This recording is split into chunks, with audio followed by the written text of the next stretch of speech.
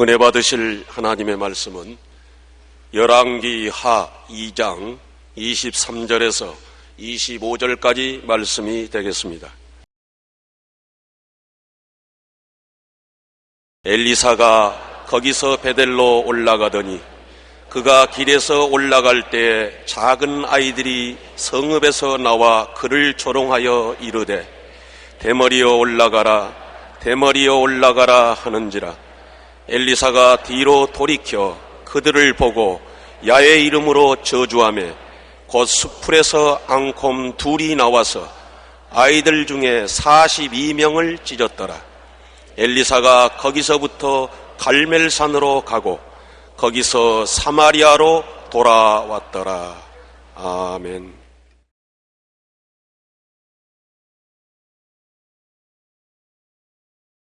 오늘 저는 여러분과 함께 하나님을 욕되게 하는 죄라는 제목으로 말씀을 나누겠습니다. 열왕기하 2장 23절로 25절에 보면 엘리야의 제자가 되어 선지의 후계를 이은 엘리사가 북이스라엘의 우상도시 베델로 지나가고 있었습니다. 이스라엘은 솔로몬이 우상 숭배한 결과로 진노를 받아서 그 후대에 북이스라엘과 남유다로 갈라졌습니다. 북이스라엘은 금송아지를 만들어가지고 자기들의 하나님이라고 해서 베델에 신전을 짓고 금송아지를 그곳에 세우고 경배를 했습니다. 바로 그 베델은 우상 숭배의 중심지입니다. 그리로 엘리야의 제자인 엘리야의 후계자 엘리사가 지나가고 있었습니다.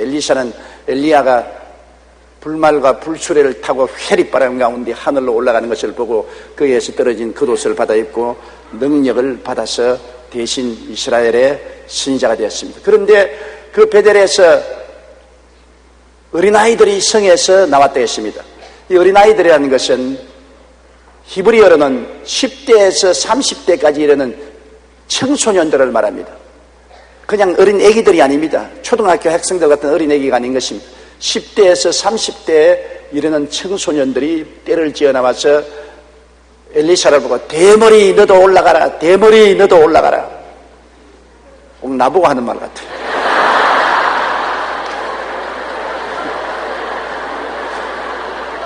저는 이 성경 구절을 읽을 때마다 고약합니다. 그러니까 엘리사가 돌아보고 야훼의 이름으로 저주를 해버렸습니다. 내 생각에는 대물이 올라가라고 한다고 돌아서서 야훼의 이름으로 저주할 것까지 있겠느냐 그런 생각이 옛날에 났습니다만 의미를 알고 보면 그렇지 않습니다. 그러자 수풀에서 암곰 2마리가 나와서 그 청소년들을 찢어매 42사람이 찢겨서 죽음을 당했었습니다. 그 이야기가 오늘 우리에게 가르쳐주는 놀라운 뜻이 있습니다. 그 의미를 여러분과 함께 알아보자 하는 것입니다. 첫째로 그들이 엘리사를 보고 대머리에 올라가라 대머리에 올라가라 한 것은 단지 엘리사 보고 모욕하기 위해서 한 것이 아닙니다. 그것은 우상숭배자들이 엘리야의 선천을 조소하는 것입니다. 너희 선생 엘리야도 불수레와 불말을 타고 회리 가운데 하늘에 올라갔으니 대머리 너 제자 너도 올라가라 너도 올라가라 꺼져라 꺼져 그 말인 것입니다. 왜 야훼의 선지자인 너가 우리 금송아지를 섬기는 북이스라엘의 중심지인 베델로 왔느냐 이 대머리여 너도 꺼져라 너도 꺼져라 그 말인 것입니다. 이는 하나님을 얕보는 말인 것입니다. 너는 엘리야처럼 꺼져라는 욕은 정말로 하나님께 대한 어마어마한 도전인 것입니다. 역대하 36장 16절에 비웃고 그의 말씀을 멸시하며 그의 선지자를 욕하여 야훼의 진노를 그의 백성에게 미치게 하여 회복할 수 없게 하였다고 말하는 것입니다. 바로 엘리사는 하나님의 종입니다. 하나님의 권세와 능력과 영광을 대변하는 사람인 것입니다. 그를 보고 모욕을 하고 꺼져라고 하는 것은 엘리야가 성천하고 하늘에 올라가는 것을 비웃고 모욕하고 멸시하는 것을 말하는 것입니다. 바로 우상숭배하는 자들은 하나님의 역사를 모욕하고 비웃지 않습니까? 여러분 예수 그리스도를 십자가에 못 박은 대제사장과 그 가문들이 그리스도가 부활한 것을 지키는 군인들이 와서 직접 고백해도 안 받아들이고 제자들이 와서 시체를 훔쳐갔다고 하라고 그렇게 궤변을 말했었습니다. 정말로 우상숭배하는 자들은 살아계신 하나님의 능력이 눈앞에 나타났음에도 불구하고 그를 용납하지 않고 조수합니다. 온 이스라엘이 다 엘리야가 불말과 불수레를 타고 회리바람 가운데 하늘로 올라간 것을 알고 있습니다. 그럼에도 불구하고 우상숭배자인 이 베델에 있는 사람들은 그걸 인정하지 않고 오히려 그것을 조수했던 것입니다. 여러분, 신약 성경에도 보면 아나니아와 삽비라도 동일한 죄를 짓다가 하나님께 죽임을 당했습니다. 왜 아나니아와 삽비라는 자기 재산을 헌납하고도 하나님께 정죄를 받아 죽음을 받았습니까? 그것은 그때 성령의 역사가 크게 일어나서 너나 없이 앞다투어서 나는 집을 내놓겠습니다, 나는 땅을 내놓겠습니다, 나는 짐승을 내놓겠습니다, 하나님께 전부 서약을 할 때 여기 아나니아와 삽비라도 베드로와 그 성전에 모인 성도들 앞에서 나는 땅을 팔아서 하나님께 내놓겠습니다, 그렇게 약속을 미리 했던 것입니다. 미리 약속을 안 했으면 괜찮은데 미리 그 땅을 팔아서 하나님께 드리겠다고 약속을 했기 때문에 훗날에 베드로가 말하기를 땅이 있을 때도 너 땅이고 팔아도 너 땅인데 왜 그곳에 돈을 떼어서 하나님을 속였느냐. 하나님께 드린다고 해놓고 난 다음에 도로 찾아가는 것은 하나님을 대한 중대한 모욕입니다. 하나님께 줘놓고 빼앗는 것입니다. 그래서 아나니아와 삽비라가 이혼하고 그 땅을 팔아서 그 땅의 돈 얼마를 감추고 난 다음 베드로에게 와서 이건 내가 약속한 땅 전체를 다 내놓았습니다. 그때 하나님의 성령이 베드로를 통해서 네가 왜 감히 하나님의 성령을 속이느냐, 사람을 속인 것이 아니라 성령을 속인 것이다. 그러자 그 자리에서 거꾸로져 죽었습니다. 사도행전 5장 3절에 어찌하여 사탄이 내 마음에 가득하여 내가 성령을 속이고 땅값 얼마를 감추었느냐, 사람에게 거짓말한 것이 아니요 하나님께로다. 아나니아가 이 말을 듣고 엎드러져 혼이 떠나니 이 일을 듣는 사람 다 크게 두려워하더라. 젊은 사람들이 일어나 시신을 사서 메고 가서 장사하더라고 말한 것입니다. 하나님께 물질 드리고 하나님께 저주받아 죽은 불쌍한 사람입니다. 우리가 그냥 표면적으로 볼 때는 아유 그거 너무하지 않느냐. 그러나 하나님을 모욕되게 했습니다. 먼저 사람들과 베드로 앞에서 땅을 팔아 하나님께 드리겠다고 해놓고 난 다음에 그 땅의 금액 중에 얼마를 감추고 다 하나님께 드린다고 거짓말하다가 하나님께 정죄당해서 저주받아 죽은 것입니다. 하나님을 모욕되게 한 죄인 것입니다. 여러분, 하나님을 모욕하면 하나님의 심판을 받습니다.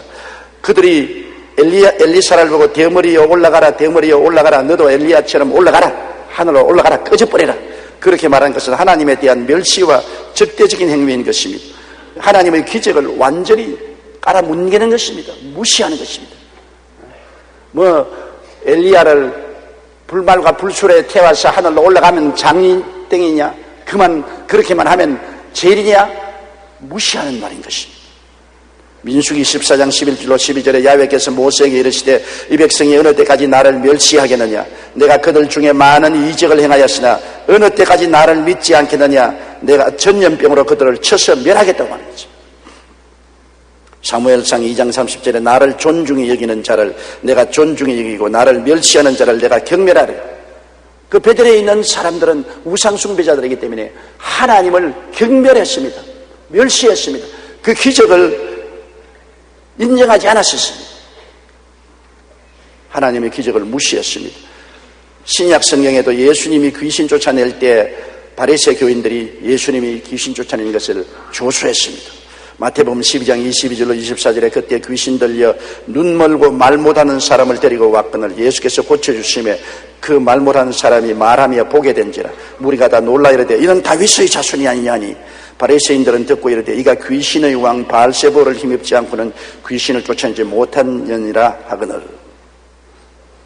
예수님이 눈 멀고 벙어리 된 사람을 고쳐서 보고 말을 하게 되니까 그 시기하는 바리새 교인들과 서기관들이 예수님이 귀신의 왕 바알세부를 의지해서 귀신을 쫓아냈다고 예수님의 기적을 폄하했습니다.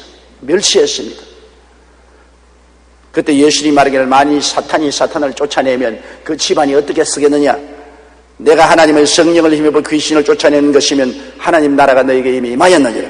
그리고 주님께서 그들에게 정죄하여 말하기를, 마태복음 12장 31절로 32절에 그러므로 내가 너에게 이르노니 사람에 대한 모든 죄와 모독은 사심을 얻되 성령을 모독하는 것은 사심을 얻지 못하겠고, 또 누구든지 말로 인자를 거역하면 사심을 얻되 누구든지 말로 성령을 거역하면 이 세상과 오는 세상에서도 사심을 얻지 못하랴.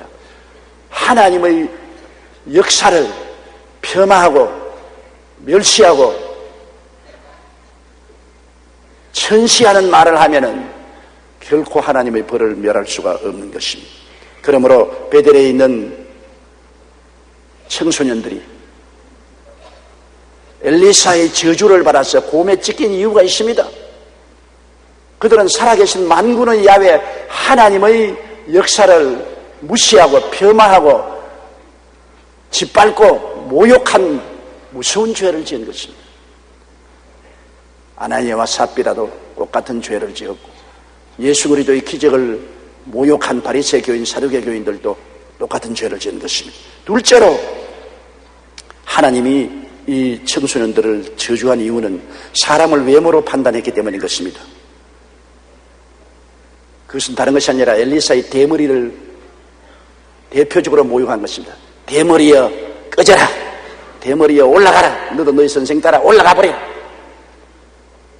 대머리가 되고 싶어 대머리 된 사람 누가 있어요?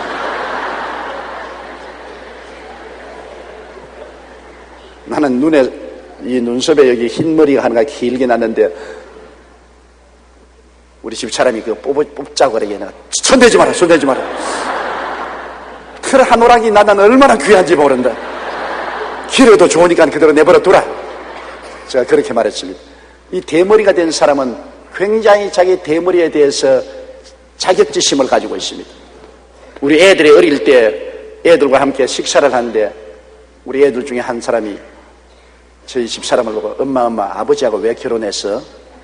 왜 그러니까 창피하게 대머리하고 왜 결혼을 했어? 그때 나는 충격을 받았습니다. 우리 애들조차도 나를 대머리라고 생각을 하는가? 그랬는데 부전자전으로 우리 애들도 다 대머리가 돼가고 있어요. 남의 흉 볼 것이 아니죠. 사무엘상 16장 7절에 보면 야훼께서 사무엘에게 이르되 그의 용모와 키를 보지 말라. 내가 이미 그를 버렸노라. 내가 보는 것은 사람과 같지 아니하니 사람은 외모를 보거니와 나는 중심을 보느니라. 할렐루야. 하나님은 외모를 보지 않아요. 중심을 본다고. 하나님은 볼 때 내 대머리가 안 보여요. 내 중심만 보이는 것입니다. 야고보서 2장 9절에 만일 너희가 사람을 차별하여 대하면 죄를 지는 것이니 율법이 너희를 범법자로 정죄하리라고 말한 것입니다. 지난 6일 미국에서 가장 인기 있는 운동 경기인 슈퍼볼 게임에서 한국계 미국인 하인스 워드가 당당하게 MVP, 즉 최고 선수 자리를 차지했습니다. 굉장히 미국의 매스컴을 타고 한국 매스컴도 끊임없이 그에 대해서 이야기를 했습니다. 그는 수상 소감을 말하면서 지금 이 자리에 서게 된 것은 모두 어머니 덕분이라고 했습니다. 그 어머니는 한국인입니다. 아프리카계 미국 병사하고 한국에서 결혼해서 이 하인스를 낳고 미국에 건너가자 곧장 버림을 당해서 이혼당하고 혼자서 이 하인스 흑인 아들을 기르게 된 것입니다. 그런데 이 아들을 기르기 위해서 혼자 접시 닦고 호텔 청소하고 식료품 가게 점원들을 하면서 영어를 잘 모르기 때문에 천한 직업은 다하며 하루 16시간씩 일했습니다. 그러나 어렸을 때 그는 어머니가 한국인인 것을 창피하게 여겼습니다. 한 번은 어머니가 학교에 차로 데려가는데 애들이 혹시 동양 어머니가 자기를 차에 태워서 데려온 줄 볼까 싶어서 뒤에 자리에 엎드려서 있다가 차가 정지하자 문을 확 열고 뛰어나가면서 뒤를 돌아보니 어머니가 울고 있었습니다. 그 어머니 눈물을 보고 그는 마음에 큰 충격을 받았습니다.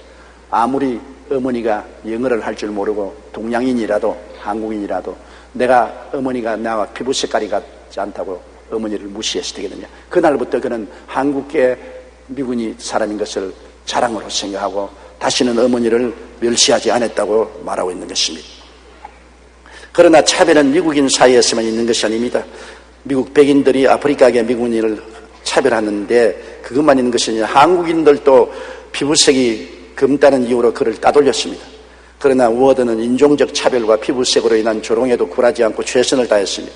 몸집이 다른 선수에 비해 턱없이 왜소하지만 낙심하지 않고 오히려 더 열심히 연습을 하고 실력을 쌓아서 운동 못지않게 공부도 잘했습니다. 역대 풋볼 선수는 최고의 성적으로 조지아 대학을 졸업했습니다.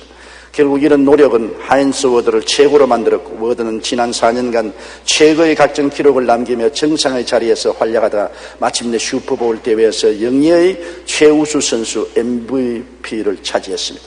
더 나아가 그는 올해 4월에 어머니의 나라인 한국의 어머니와 같이 자랑스럽게 방문하겠다고 말해서 우리 매스컴을 흥분하게 한 것입니다. 사람의 가치는 인종이나 피부색에 상관이 없습니다. 절대로 상관이 없습니다. 하나님이 당신의 형상과 모양대로 지으셨는데 왜 그 사람을 피부색으로 말미암아 차별하셨습니까?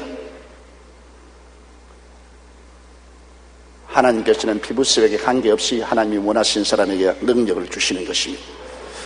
피부색이나 인종으로 차별하는 것은 하나님의 창조에 대한 모독입니다. 지금 우리나라는 단일 민족이 안 되어가고 있습니다. 왜냐하면 농촌에 가보십시오. 텔레비에 보니까 농촌 신부들의 50%가 필리핀, 월남, 태국 여성들이라고 합니다. 한국 처녀들이 농촌에 안 있으려고 하고 다 떠나니까 농촌 총각들이 장가갈 때가 있어야죠. 그래서 필리핀, 인도네시아, 월남에 있는 아가씨들을, 태국에 있는 아가씨들을 데리고 와서 부인으로 삼았어요. 그들 자녀들은 코에이신이라고 합니다. 코리안 아이시안. 많은 어린이들이 한국말도 잘 못하고 자기 나라 말도 잘 못합니다. 이제는 그들이 우리와 똑같은 한국 시민입니다. 인종이나 언어나 피부를 가지고서 비평하는 것은 어리석게 짝이 없는 것입니다. 21세기에는 오늘날 나라의 국경도 없어지고 민족성도 사라져가고 있는 것입니다. 그러므로 더구나 하나님이 만든 인종과 피부색을 우리가 비평하는 것은 하나님을 비평하는 것입니다. 어떠한 외모를 가진 사람이라도 하나님은 사랑하시는 것입니다. 여러분 같이 생긴 사람은 과거에 살은 모든 인류 중에 한 사람도 없었고, 지금 이 세상 60억 인구 가운데 여러분과 같이 생긴 사람은 한 사람도 없고, 장차 태어날 사람 중에 여러분과 같은 사람은 한 사람도 없어요. 여러분은 유일무이하게 이 우주 역사상 하나로밖에 태어나지 않았습니다. 그러니 얼마나 귀합니까? 종류가 하나밖에 없어요. 여러분이 죽으면 멸종입니다. 여러분과 같이 생긴 사람은 멸종이요. 그러므로 하나님이 여러분을 얼마나 관심 있고 주의 깊게 만들었다는 것을 알고 여러분이 어떻게 만들어졌든지 하나님을 자랑해야 되는 것입니다. 올해 43살 먹는 송명희 시인은 장애를 축복으로 받아들이고 하나님의 큰 사랑과 공평하심을 감사 찬양했습니다. 여러분, 송명희 시인이 나라는 찬양으로 잘 알려진 시를 지었습니다. 그 시인은 태어날 때 의사의 실수로 뇌를 다쳐 중증 장애를 입었습니다. 의사가 뇌를 집게로 잘못 건드리는 바람에 신체의 움직임을 조절하는 소뇌가 손상되어 평생 제대로 몸을 가늠할 수 없는 불구자가 되었습니다. 그리고 아주 가난한 집에 태어나서 자랄 때 분유조차 올바르게 충분히 먹을 수 없는 그런 처지에서 태어났습니다. 자라면서 송명희 시인은 자신의 처지에 절망해서 자살을 기도하기도 했습니다. 그러나 17살 때 죽더라도 나를 뇌성마비 장애인으로 세상에 나오게 하신 하나님의 뜻이나 알고 죽자. 그래서 결사적으로 그는 하나님께 매달려 하루에 몇 시간씩 하나님 왜 나를 장애인으로 세상에 태어나게 했습니까? 왜 이랬습니까? 기도하는 중에 하나님을 만나게 되고 하나님의 음성을 듣고 거듭나게 되었습니다. 그 이후로 그는 하루에 5시간씩 기도하고 성경을 30회 통독했습니다. 송명희 시인이 거듭난 후 하나님의 사랑에 감격해서 지은 시 중에 나라는 시가 있는데 많은 사람들에게 용기를 주었습니다. 저도 이 나라는 시를 읽고 굉장한 감동을 받았습니다. 나 가진 재물 없으나, 나 남이 가진 지식 없으나, 나 남에게 있는 건강 있지 않으나, 나 남이 없는 것 있으니, 나 남이 못 본 것을 보았고, 나 남이 듣지 못한 음성 들었네. 나 남이 받지 못한 사랑받았고, 나 남이 모르는 것 깨달았네. 나 남이 가진 것, 나 없지만 공평하신 하나님이 나 남이 없는 것 갖게 하셨네. 여러분, 송명희 시인은 휠체어에 몸을 싣고 지금까지 1500회 이상 국내 집회에 나갔고 자신의 몸 하나 가누지 못하면서 25권의 책을 내고 100곡이 넘는 노래 가사를 지었습니다. 송명의 시인 같은 분은 이 우주 가운데 오직 한 분밖에 없는데 그렇게 온몸이 이그러지고 불구자가 되어 있어도 하나님은 그에게 우리보다 더 놀라운 하나님의 은혜를 받고 음성을 듣고 계시를 주어서 놀라운 사역을 하는 것입니다. 여러분은 몰라도 송명의 시인은 오늘 저도 알고서 여러분에게 설교하고 있지 않습니다. 하나님은 공평하신 하나님이신 것입니다. 현재 그는 건강이 악화되어 혼자 힘으로 휠체어 타지 못합니다. 1997년부터 거의 전신마비가 되어 컴퓨터 자판 하나를 찍는데 어떤 때는 30분이 넘게 걸리기도 합니다. 그러나 이런 상황에도 어려우면 어려울수록 공평하신 하나님의 사랑이 가슴에 사무친다. 나는 장애를 통해 남이 깨닫지 못한 진리를 알게 되고 수많은 사람의 사랑을 받았으니 하나님은 공평하시다고 말하고 있지 않느냐고 했습니다. 여러분, 사람이 보기에 무능력하고 형편없이 보이는 사람이라 할지라도 하나님은 동일하게 그 사람을 사랑하십니다. 똑같이 사랑하는 하나님의 자녀들인 것입니다.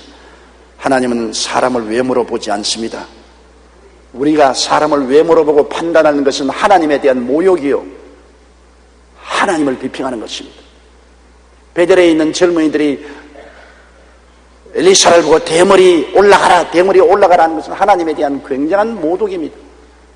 하나님이 필요해서 엘리사를 대머리로 만드는 거예요. 엘리사를 요구하는 것은 하나님의 솜씨를 요구하는 것이고 하나님의 권위를 모욕하는 것이고 하나님이 굉장히 노했던 것입니다. 외모는 일시적인 것이요 마음이 영원한 것이라는 것을 잊지 마십시오. 부자와 나사로 보십시오. 부자는 베옷과 자색 옷을 입고 매일같이 연락했습니다. 그러나 거지 나사로는 그 대문가에 쭈그리고 앉아서 떨어진 밥상에 부스러기를 먹고 개들과 함께 잤습니다. 외모로 볼 때 부자가 얼마나 영화롭습니까? 거지 나사로가 얼마나 비천한 인간입니까? 그러나 인생은 외모로 결정지는 건 아닙니다. 부자는 속이 비었고 거지 나사로의 속에는 하나님이 계셨습니다. 그들은 둘 똑같이 죽었어요. 거지 나사로는 천사에게 받들려 아브라함의 품 낙원에 들어가고 부자는 죽어 음부의 불꽃 가운데 들어갔습니다. 하나님은 이 세상에 사람의 외모를 취하여서 영원한 운명을 결정하지 않습니다. 우리 속에 무엇이 있는가, 그것이 가장 중요한 것입니다. 우리도 사람을 외모로 판단하지 마십시오. 속에 무엇이 있는가를 보아야 되는 것입니다. 우리가 즐겨 부르는 복음성가 중에 세상에서 방황할 때라는 노래가 있지 않습니까? 이 찬송은 무명의 사형수가 남긴 글에 안철호 씨가 곡을 붙여 만든 것입니다. 사형수의 신앙 고백입니다. 세상에서 방황할 때 나 주님을 몰랐네. 내 맘대로 고집하며 온갖 죄를 저질렀네. 예수여, 이 죄인도 용서받을 수 있나요? 벌레만도 못한 내가 용서받을 수 있나요? 그는 비록 사형수였지만 예수 그리스도를 만나고 마음이 변화됐습니다. 외모로는 사형수입니다. 남의 생명을 빼앗은 사람입니다. 변화받았습니다. 예수를 모시고 난 다음 사형수의 옷을 입고 있으나 속에는 보배로운 예수님이 계셨습니다. 많은 사람 찾아와서 나의 친구가 되어도 병든 몸과 상한 마음 위로받지 못했다고. 예수여, 이 죄인을 불쌍히 여기옵소서. 의지할 곳 없는 이 몸 위로받기 원합니다. 이 죄인의 애통함을 예수께서 들으셨네. 못자국난 사랑의 손 나를 어루만지셨네. 내 주여, 이 죄인이 다시 눈물 흘립니다. 오, 내 주여, 나 이제 아무 걱정 없어요. 내 모든 죄 무거운 짐 이젠 모두 다 벗었네. 우리 주님 예수께서 나와 함께 계신다오. 내 주여, 이 죄인이 무한 감사드립니다. 나의 몸과 영혼까지 주를 위해 바칩니다. 하나님 앞에서는 우리가 가진 열등한 조건이 아무런 문제가 되지 않습니다. 하나님은 우리가 어떠한 외모를 가지고 있다 할지라도 변함없이 사랑해 주시는 것입니다. 하나님은 세상을 이처럼 사랑하사 독생자를 주셨습니다. 그 예수 그리스도를 통해서 우리를 얼마나 사랑한다는 것을 우리는 상상을 할 수가 없습니다. 부모들이 자식을 보고 늘 말합니다. 내가 너를 얼마나 사랑하는지 너도 부모가 되어보면 알 것이다. 사실입니다. 자식은 부모가 나를 얼마나 사랑하는지 이해가 안 돼요. 그러나 자기가 자식을 낳아서 길러보면 부모가 자식을 얼마나 사랑한다는 것을 이해할 수가 있게 되는 것입니다. 하나님은 그렇기 때문에 사람을 외모로 비평하는 것 아주 싫어합니다. 그 사람이 문둥병이든 휠체어에 앉은 장애인이든 머리가 벗어졌든 아름다운 미모든 사형수든 하나님께서는 모두 다 예수를 믿고 구원받기를 원하고 사랑하시는 것입니다.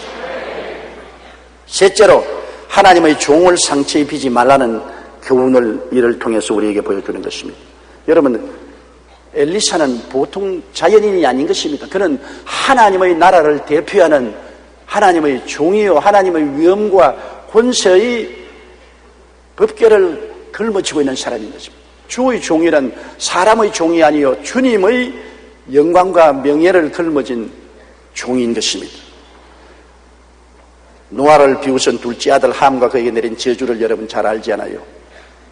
노아 홍수 이후로 방주에서 나와서 노아가 포도 농사를 짓고 포도를 짜서 두었다가 마시는데 그것이 술이 된 것을 몰랐습니다.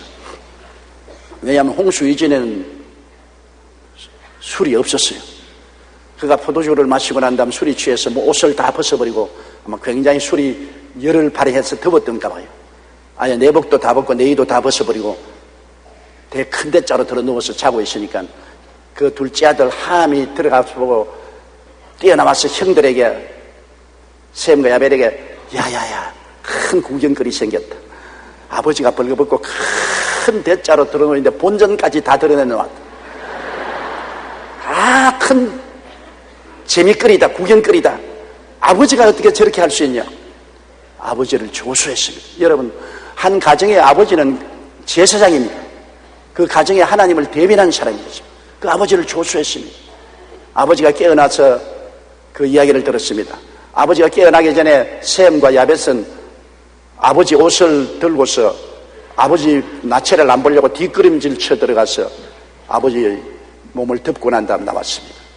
그러니까 아버지가 깨어나서 하나님 앞에서 셈의 하나님을 찬미할지로다.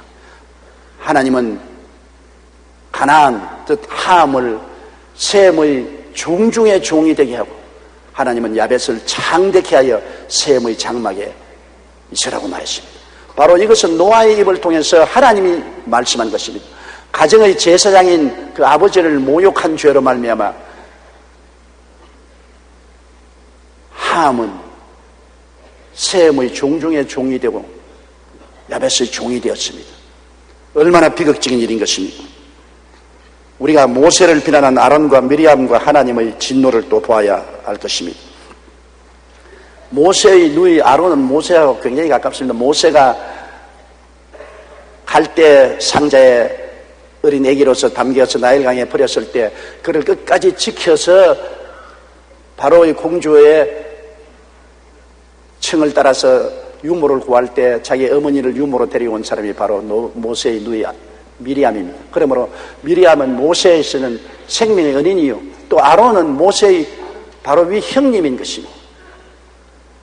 그런데 그들이 광야를 지나올 때 모세가 구수 여자를 취해서 아내로 삼았습니다.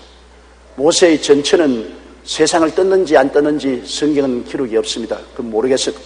저하간 구수 여자를 취해서 아내로 삼았습니다.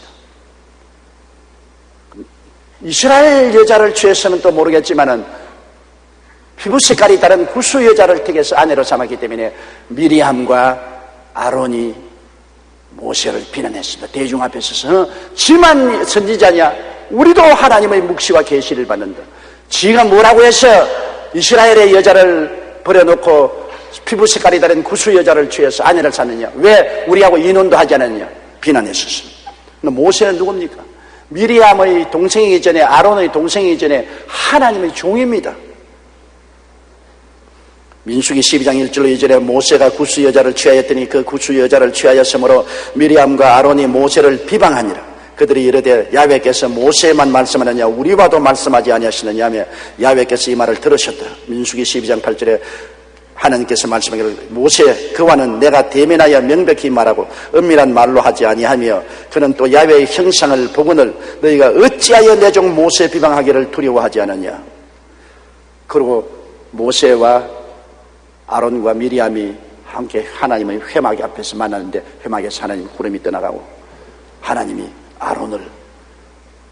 아론과 미리암을 미워하시고 미리암을 저주해버렸습니다.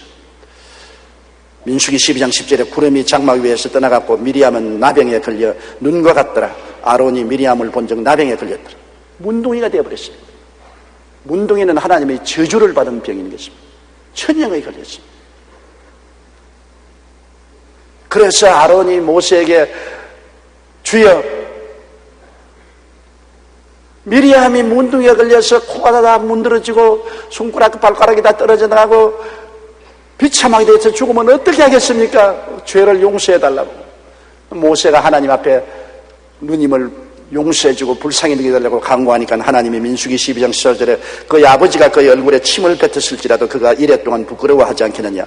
그런즉 그를 진영 밖에 이래 동안 가두고 그 후에 들어오게 하라. 하나님이 그를 이래 동안 진 밖에서 회개하고 돌아오도록 기회를 주고 그를 고쳐서 건강하게 만들어 주는 것입니다. 여러분, 하나님의 종은 하나님의 위엄과 능력과 권세를 대변한 사람입니다. 자연인이 아닌 것입니다. 그러므로 하나님의 종에 대한 모욕은 바로 하나님에 대한 모욕이 되고 하나님의 종을 공격하는 것은 하나님을 공격하는 것이 되고 마는 것입니다. 우리가 성경에 보면 기름 부음 받은 자에 대한 사울과 다윗의 태도를 보십시오. 사울도 기름 부어 왕이 되었고 다윗도 하나님이 기름 부은 자인 것입니다. 그러나 사울 왕은 하나님의 기름 부으심을 받은 다윗을 끝까지 죽이려고 했습니다. 사무엘상 19장 1절에 사울이 그의 아들 요나단과 그의 모든 신하에게 다윗을 죽이라 말하였습니다. 끝까지 다윗을 따라다니면서 죽이려고 했습니다. 기름 부은 받은 자를 죽이려고 했었습니다. 그러나 다윗은 타락한 하나님의 종이지만 사울을 죽이지 않았습니다. 두 번이나 하나님이 죽이라고 아예 손앞에 갖다 줘도 하나님의 기름 부은 자는 난 타락을 했어도 하나님이 손대지 나는 손 안 대겠다고 다윗은 절대 손대지 않았습니다.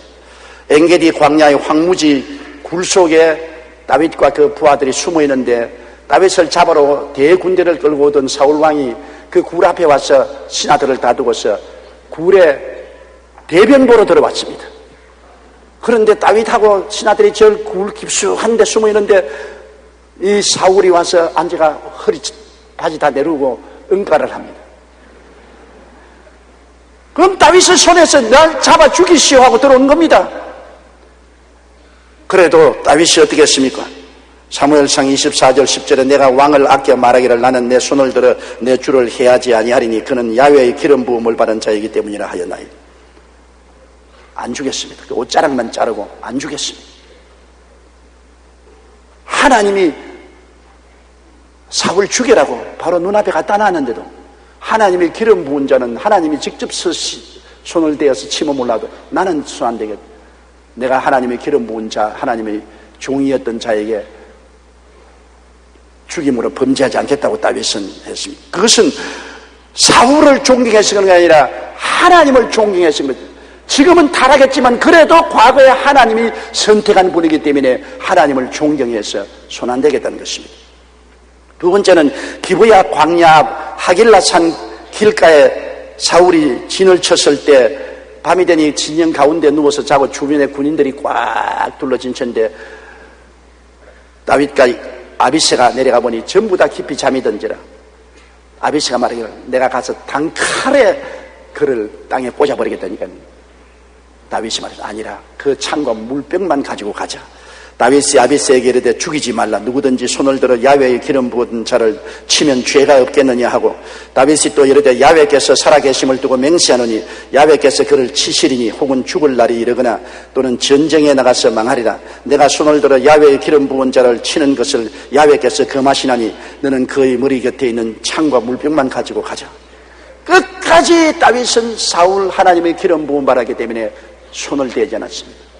그 결과로 다윗을 죽이려고 따라다니던 사울은 블레셋과 전쟁에서 그 일가족이 다 전멸당했습니다.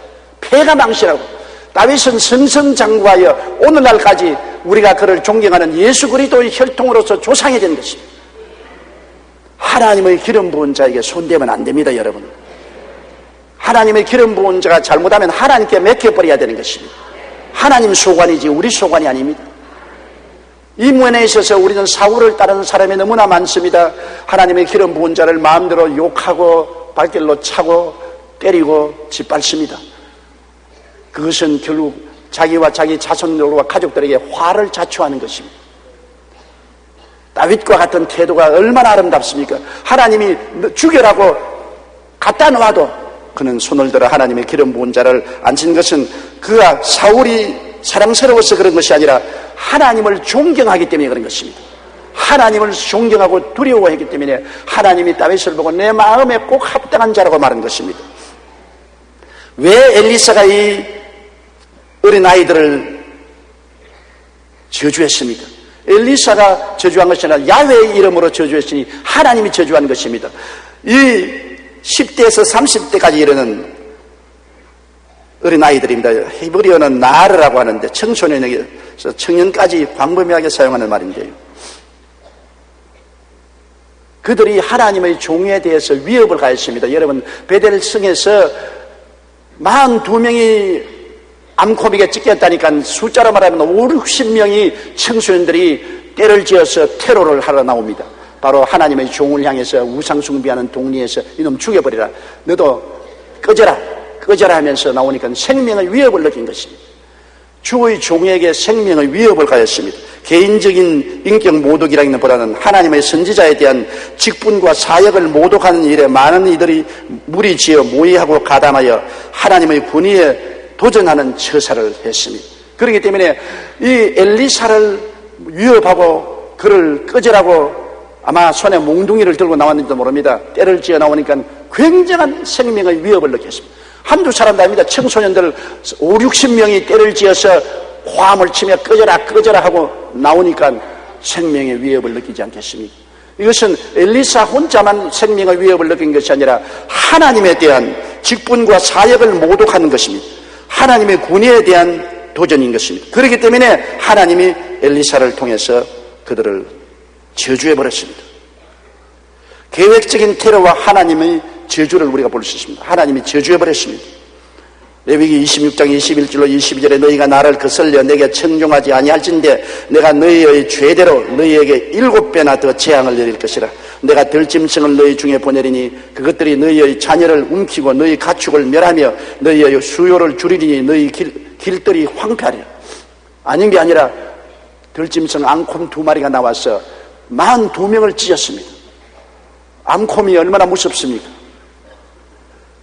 그냥 곰 2마리가 막 들려들어서 뛰고 꿀리고 찢으니까 아무리 수가 많아도 혼비백산하여 뿔뿔이 흩어지는데 42명이 곰의 발에 찢겨서 죽었습니다.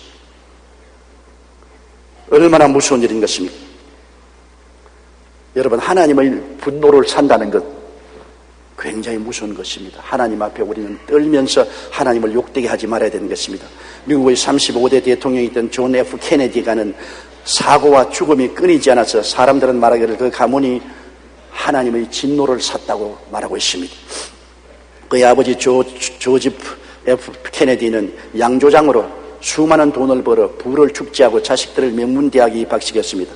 그러나 케네디 대통령의 형이었던 조지 F 케네디가 1944년 2차 대전 해군 비행기 조종사로 참가했다가 피격되어 시신조차 찾지 못했고, 여동생 캐슬리는 1948년 비행기 추락사고로 숨졌고, 그녀의 언니 로즈메리는 지능장애와 뇌전엽 수술 실패로 장애인이 되어 1941년 이후 공공시설에 수용되어 있고, 존 F 케네디는 1961년에 대통령이 되어자 아버지의 영향으로 반기독교적인 정책을 시행했습니다. 대통령이 된 이듬해 1962년에 그는 미국의 모든 공립학교에서 성경을 교육하고 기도문을 외우는 것이 헌법에 어긋난다며 전면 금지시켰습니다. 그로부터 1년 후인 1964년 케네디는 암살당했습니다. 이 충격이 채 가시기도 전인 1968년에 그의 동생 로버트 케네디가 대통령 입후보자로 연설하다가 로스앤젤레스에서 암살당했습니다. 케네디 대통령의 장남인 존 F 케네디 2세는 1999년 비행기 실종으로 시체도 찾지 못했습니다. 동생 로버트 케네디의 아들인 데이비드는 1984년 한 호텔에서 약물 과다 복용으로 숨진 채 발견되었고, 그의 동생 마이클은 1997년 12월 음주 스키 타다가 스키 사고로 죽었습니다. 이처럼 가문의 저주가 계속되자 양조장을 했던 케네디의 아버지 조지 F 케네디는 내가 수십 년 동안 술을 만들어 그 술로 인해 많은 사람들의 가정을 파괴하고 사랑과 안정을 빼앗았더니 이제 그 보응을 받는구나 하고 탄식했습니다.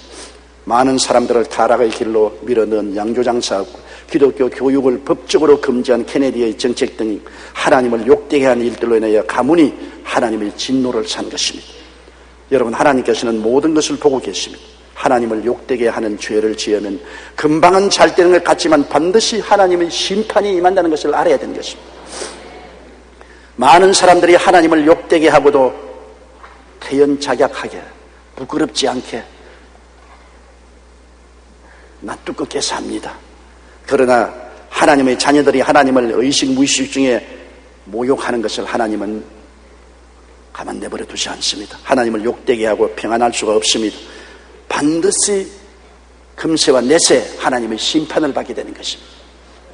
그러므로 오늘 엘리사가 체험한 베델의 사건은 두고두고 우리에게 경계가 되고 우리의 신앙의 올바른 안내가 되기를 바람하지 않습니다. 다 같이 고개 숙여 기도하겠습니다. 하나님 우리 아버지요, 하나님 아버지의 영광을 우리는 감사하고 찬미하며 하나님을 떨림으로 섬기게 도와주시옵소서. 사람들은 하나님을 너무나 만만히 보고 무시하고 모욕을 할 때가 많습니다. 하나님의 행하시는 모든 일을 경탄하고 떨림으로 경배하고 감사하고 찬미하며 믿고 따라 나가게 하여 주시옵소서. 예수님 이름으로 기도드립니다.